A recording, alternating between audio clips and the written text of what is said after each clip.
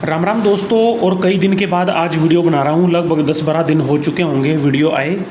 वैसे तो अपने को पीई रेशियो पे ये वीडियो बनाना था, लेकिन पीई रेशियो पे वीडियो क्या है, थोड़ा सा लंबा और डिटेल में बनेगा। तो मुझे लगा कि दोबारा से कंटिन्यूटी में आने के लिए एक छोटा सा वीडियो मैं वैसे बना देता हूँ मार्केट के मूड माहौल पे, कि अभी मार्केट का मूड माहौल कैसा है, आपको क्या करना चाहिए उसके बारे में, ताकि आपको थोड़ा सा नॉलेज मिले।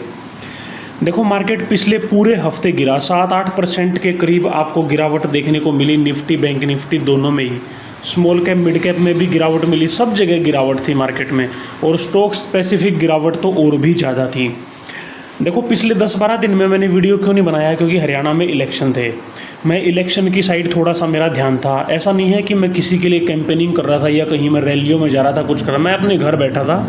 घर बैठ के ही मैं यूट्यूब पे वीडियो देखना, इंटरव्यू सुनना, ये सारी चीज़ें मैं करता था। तो थोड़ा सा टाइम कम मिला मेरे को, तो इस वजह से मैं वीडियो नहीं बना पाया। देखो, स्टॉक मार्केट क्या है, पॉलिटिक्स से बहुत ज़्यादा इन्फ्लुएंस होती है। चाहे वो ग्लोबल पॉलिटिक्स हो, चाहे वो इंडिया की पॉलिटिक्स हो, और स्टेट स्पेसिफिक जो पॉलिटिक्स होती है उससे भी थोड़ा सा इन्फ्लुएंस होती है। स्टेट वाली से थोड़ा सा कम होती है, फिर जो नेशनल वाली है उससे पूरा इम्पैक्ट होती है, और ग्लोबल जो पॉलिटिक्स है उससे भी एक इम्पैक्ट आता है। जैसे अभी यूएस में इलेक्शन है। यूएस में इलेक्शन में मान के चलो कि मार्केट प्रिडिक्ट कर रहा है कि ट्रंप की गवर्नमेंट बनेगी, ऐसा मान के चल रहा है, मान के चलो। और ट्रंप की गवर्नमेंट अगर मान लो नहीं बनती है तो मार्केट में एक फॉल देखने को मिलेगा। जैसे इंडिया में क्या था, इंडिया में लोगों को ये लग रहा था कि बीजेपी की 350 प्लस सीट आएंगी, लेकिन नहीं आई, सीट आई 240। इसलिए मार्केट में आपने देखा हो एक ही दिन में 7-8% का करेक्शन आपको देखने को मिल गया था। लेकिन फिर क्या था, 240 सीटें आई, जोड़ तोड़ के सरकार बीजेपी ने ही बनाई और प्रधानमंत्री भी नरेंद्र मोदी ही बने। तो फिर दोबारा मार्केट क्या किया, धीरे धीरे करके वापस उसी लेवल पे आया, यानी रिकवर कर गया। हरियाणा में क्या हुआ, मार्केट में थोड़ा सा इनस्टेबिलिटी थी। उसके 2-3 कारण थे। नंबर 1, हरियाणा में इलेक्शन, जहाँ पे ये लग रहा था कि बीजेपी की गवर्नमेंट दोबारा से पावर में नहीं आएगी। एक तरफा लहर लग रही थी कांग्रेस की। दूसरा जो कारण था, नया जो इजराइल और ईरान का जो युद्ध चल रहा है, उनकी जो वॉर है उसका भी एक इम्पैक्ट था। और नंबर तीसरा क्या है, जो मुझे लगता है कि मार्केट देखो लगातार ऊपर नहीं जाता, मार्केट ऊपर नीचे ऐसे ही करता है। जब ऊपर जाता है तो सारी नेगेटिव न्यूज़ को वो हटा देता है मार्केट, और जब मार्केट को नीचे आना होता है तो किसी भी नेगेटिव न्यूज़ को इतना बड़ा बना दिया जाता है कि लगता है कि अब तो मार्केट गिर ही जाएगी, अब तो बियर मार्केट आ जाएगा। तो मार्केट लगातार ऊपर जा रही थी, तो थोड़ा सा गिरने का बहाना चाहिए, यानी करेक्शन का एक बहाना चाहिए। और जो ये करेक्शन होता है ना, ये करेक्शन ही अपने पास मौका होता है इन्वेस्टमेंट का। मान लो आज आपने 2 स्टॉक्स में प्रॉफिट बुक किया, तो उस प्रॉफिट को ऐसा नहीं है आपने तुरंत कहीं पे लगा देना है। अगर स्टॉक्स आपको अच्छे आपने निकाले हुए हैं, आपके लेवल पे मिल रहे हैं, तो लो, वरना वेट करो। ठीक है, ऐसी जल्दबाजी नहीं करनी है, मौके आएंगे। अभी देखो कितने अच्छे मौके आए, हाल फिलहाल भी मौके बन रहे हैं। कहाँ कैसे मौके बन रहे हैं उस पर भी मैं बात करूँगा। ठीक है, तो कहने का मतलब ये है कि आपको पॉलिटिक्स की थोड़ी बहुत नॉलेज रखनी पड़ेगी। मैं ये नहीं कह रहा हूँ पॉलिटिक्स में इन्वॉल्व हो जाओ। अब जैसे बहुत सारे साथी हैं जो एक्सपेक्ट कर रहे थे कि कांग्रेस की गवर्नमेंट हरियाणा में बनेगी, वो बहुत ज़्यादा दुखी हैं। और जो बीजेपी की गवर्नमेंट सोच रहे थे कि बढ़ जाए कैसे तैसे करके, यानी बीजेपी सपोर्टर हैं, वो बहुत ही ज़्यादा हवा में उड़ रहे हैं। देखो, सरकार किसी की भी आए, आपकी लाइफ पे क्या इम्पैक्ट पड़ना है वो आपने देखना है।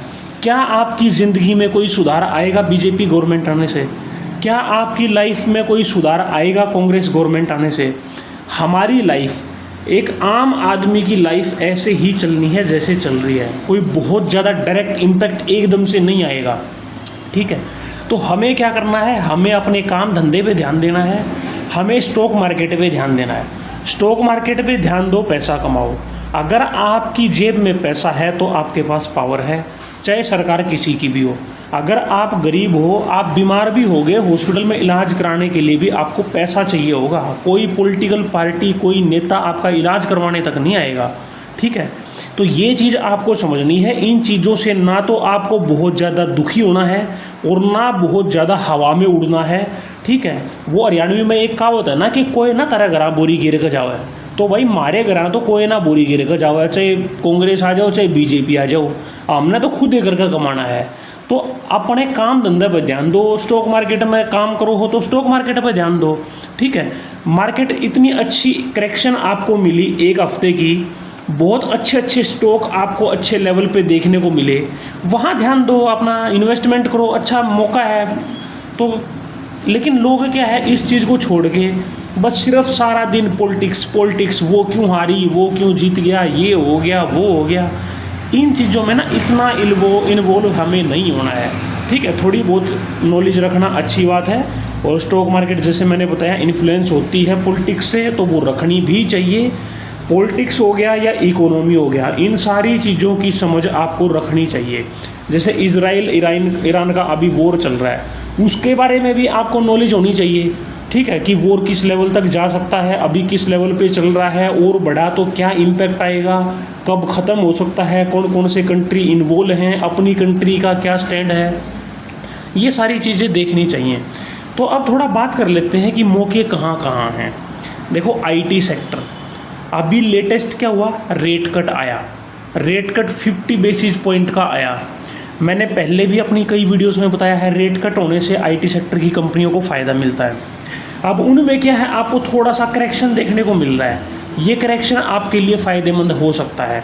अगर शॉर्ट टर्म में मान लो आपको कोई 8-10% का 15% का कहीं पे गेन मिल जाए, ठीक है, यानी शॉर्ट टर्म स्विंग के लिए, तो आईटी सेक्टर की कुछ कंपनियां आप देख सकते हो जहां पे आपको अच्छे मौके बन रहे हैं। क्यों? क्योंकि आईटी सेक्टर एक तो पिछले 2 साल में कम चला है, लेटेस्ट इंटरेस्ट रेट कट हुआ है, तो उससे भी उसको फ़ायदा मिलेगा, आगे और भी रेट कट होने हैं, ठीक है। तो इसलिए आईटी सेक्टर में कुछ स्टॉक आप देख सकते हो। मैं डायरेक्टली स्टॉक्स के नाम नहीं बता रहा हूँ कि आपको कौन कौन से स्टॉक देखने हैं, वो आप देख सकते हो, मैं सेक्टर स्पेसिफिक आपको बता दूंगा। कुछ सेक्टर ऐसे होते हैं जो ऑलरेडी बहुत ज़्यादा चल चुके होते हैं, जैसे पीएसयू बैंक, जैसे डिफेंस, जैसे रेलवे, ठीक है। अब ये क्या है, ये ऑलरेडी बहुत ज़्यादा बढ़ चुके हैं, पिछले 2 साल में कोई 5 गुना हुआ है, कोई 10 गुना हुआ है, इस टाइप से। लेकिन अब इनमें क्या है, अब इनमें 30-30%, 40-40% करेक्शन आपको देखने को मिल रहा है। अब ज़्यादातर लोग क्या सोचेंगे, अरे पिछले 2 साल में 10 गुना हो गया, अब 30% नीचे मिल रहा है, चलो यही ले लो। आपको ये देखना है कि क्या अभी वो ओवर वैल्यूड है, फेयरली वैल्यूड है, अंडर वैल्यूड है। एग्जाम्पल के लिए मैंने देखो अभी आपके सामने RVNL खुला हुआ है, रेलवे का स्टॉक है, स्टॉक का PE देखो 74 का PE है, अभी प्राइस चल रहा है 478, और पिछले 1 साल का हाई है 647, यानी लगभग 650 से करेक्ट होके ये स्टॉक 480 के आसपास आ गया है। सोचो कितना, लगभग 35% के आसपास का करेक्शन होगा, ये 30-35% का, काउंट नहीं किया मैंने, कैलकुलेट आप कर लेना। अब इस करेक्शन के बाद भी इसका PE 74 है। एक बार नीचे चल के मैं आपको दिखाता हूँ, ये मैंने चार्ट खोल लिया है PE रेशियो का, पिछले 5 साल का चार्ट। पिछले 5 साल का मीडियन PE आप देखो 7.3 का, सिर्फ 7.3 का, और अभी PE कितना है 73-74 का। एक बार 10 साल का चार्ट खोल लेते हैं, पिछले 10 साल का मीडियन PE है 7.4 का, और पिछले 1 साल का मीडियन PE देखो 41 का। यानी किसी भी तरीके से, किसी भी, अगर उससे आप देखोगे 1 साल में, 3 साल में, 5 साल में, हर टाइम होराइजन में ये आपको ओवर वैल्यूड ही लगेगा। लेकिन फिर भी रिटेलर क्या हैं, पागल हैं रेलवे स्टॉक के पीछे, ठीक है। रेलवे, डिफेंस, PSU, उनको सिर्फ यही नज़र आता है। क्यों नज़र आता है? क्योंकि पिछले 2 साल में ये 10 गुना 5 गुना हुए हैं। जो 2-3 साल में चला नहीं है ना, उसकी बात नहीं करते। उनको ये नहीं पता कि भाई जो पिछले 2-3 साल में नहीं चला है, अच्छी कंपनी है तो आगे चलेगी, वो क्यों नहीं चलेगी, फिर उसका नंबर आएगा। जो पहले ही चल चुका है उसका नंबर कैसे आएगा? एग्जाम्पल लेके मैं आपको बताता हूँ। 2 अलग अलग एथलीट हैं, एक ऑलरेडी 5 किलोमीटर दौड़ चुका है और ये थक चुका है।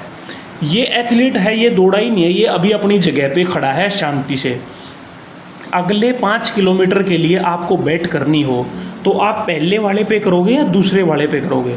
आप बोलोगे मैं पहले वाले पे करूँगा क्योंकि वो 5 किलोमीटर दौड़ चुका है, पहले ही 5 किलोमीटर दौड़ चुका है, वो थक चुका है, वो अगले 5 किलोमीटर कैसे दौड़ेगा। और जो पिछले कुछ टाइम से दौड़ा ही नहीं है, वो सिर्फ शांति से खड़ा है, तो अगले 5 किलोमीटर चांसेस यही ज़्यादा है ना कि वो ज़्यादा अच्छे से दौड़ पाएगा। तो आपको ये चीज़ हमेशा ध्यान रखनी है। रेलवे के स्टॉक में भी अगर आपको कोई लग रहा है ना कोई अच्छा शेयर है, उसमें मैं बोलूँगा कि आप स्टॉप लॉस के साथ काम करना, ठीक है, या अपनी स्ट्रेटजी के हिसाब से काम करना, प्रॉपर स्ट्रेटजी को, रूल्स को फॉलो करना। ऐसा नहीं कि अब आपने मान लो कोई स्टॉक बाई कर लिया, ठीक है, और वो और 10% घट गया, फिर आप बोलो कोई नहीं मैं तो 5 साल के लिए रख लूँगा, मैं तो 10 साल के लिए रख लूँगा। मैंने आपको पीई दिखा दिया है इन शेयर्स की क्या हालत होती है। ये वो शेयर, वो सेक्टर नहीं है जो 70-70, 80-80 के पीई पे टिके हैं। दूसरा एग्जाम्पल मैं आपको यहाँ से देता हूँ, जैसे केपीआईटी टेक्नोलॉजी का भी आप पीई देखो, 72 का पीई है, लेकिन आप थोड़ा सा नीचे चल के आप देखोगे ना, इसका मान लो मैं आपको 5 साल का पीई दिखाऊं, 5 साल का एक बार पीई का चार्ट खोल लेते हैं इसका, ये पीई का चार्ट खोल लिया। 5 साल का मीडियन पीई इसका 56 से ज़्यादा है। पिछले 1 साल का पीई देखो इसका मीडियन कितना है, 75। पिछले 1 साल का मीडियन पीई 75.7 है, अभी 71 के आसपास है। तो आप देखोगे कि ये उससे कम चल रहा है। पीई इसका क्योंकि ज़्यादा है, क्योंकि हाई ग्रोथ कंपनी है, ठीक है। अभी आप इसका चार्ट देखोगे ना, मैं एक बार दोबारा से चार्ट पे, प्राइस चार्ट पे कर लेता हूँ 1 साल में, तो अभी देखो थोड़ा सा करेक्शन इसमें आया है, ठीक है, करेक्शन आके थोड़ा सा नीचे है, अब थोड़ा सा ऊपर जाने की कोशिश कर रहा है, ऊपर जाएगा नीचे जाएगा ये तो हमें नहीं पता है, लेकिन कहने का मतलब ये है कि आपको किसी भी स्टॉक का वैल्यूएशन देखना है कि ओवर वैल्यूड है या अंडर वैल्यूड है। एक सेक्टर और बताता हूँ मैं आपको, बैंकिंग एंड फाइनेंशियल, ठीक है, ये वो सेक्टर है जो पिछले 2-3 साल से बहुत कम चला है या नहीं चला है। HDFC बैंक देख लो, कोटक बैंक देख लो, ICICI, एक्सिस, सारे बैंक उतने नहीं चले हैं, ठीक है। फाइनेंशियल में जितनी भी NBFC हैं, जैसे सबसे बड़ी मैं एग्जांपल दूँ बजाज फाइनेंस, पिछले 3 साल से शेयर चला ही नहीं है। अच्छी कंपनियाँ देखो, अच्छे वैल्यूएशन पे देखो, और अच्छा सेक्टर कि सेक्टर क्या आगे चलने वाला है, कहीं ऐसा सेक्टर तो नहीं है जो पिछले 2 साल में ऑलरेडी 4-5 गुना हो चुका हो, ठीक है। तो इस ढंग से आपने स्टॉक निकालने हैं। शॉर्ट टर्म के लिए भी आप निकाल सकते हो, स्विंग के लिए, और थोड़ा मीडियम टर्म के लिए भी निकाल सकते हो, ठीक है। आप किस टाइप से काम करते हो वो आप देखो। अगर आप मीडियम टर्म के लिए ज़्यादा प्रेफर करते हो तो इस हिसाब से देखो, आप जल्दी जल्दी प्रॉफिट बुक करते हो तो इस हिसाब से देखो, मिला जुला काम करते हो तो आप उस हिसाब से देखो। तो ये था दोस्तों आज का एक छोटा सा वीडियो। नेक्स्ट वीडियो मैं पीई रेशियो के ऊपर बनाऊंगा। अभी बनाना था वैसे तो जैसे मैंने बताया, लेकिन एक कंटिन्यूटी में आने के लिए मैंने ये वीडियो बनाया है थोड़ा सा, ताकि आपको एक आइडिया भी मिल जाए कि मार्केट में अभी क्या चल रहा है। मार्केट में करेक्शन आया था, अब दोबारा से ऊपर जाने की कोशिश चल रही है। कहाँ कब कैसे क्या होएगा ये तो देखो किसी को पता नहीं है, लेकिन हमें अपनी स्ट्रेटजी, अपने रूल रेगुलेशंस के हिसाब से काम करना चाहिए। अच्छे शेयर्स में काम करना चाहिए, बेकार शेयर्स से दूर रहो, चाहे वो किसी भी प्राइस पे मिल रहे हो, चाहे वो कितने भी सस्ते क्यों ना मिल रहे हो, लेकिन घटिया कंपनियों पे आपको कभी नहीं जाना चाहिए। वो 30% गिरा है, वो 90% भी गिर सकता है। तो मिलते हैं दोस्तों नेक्स्ट वीडियो में। आज की वीडियो में इतना ही। Thank you.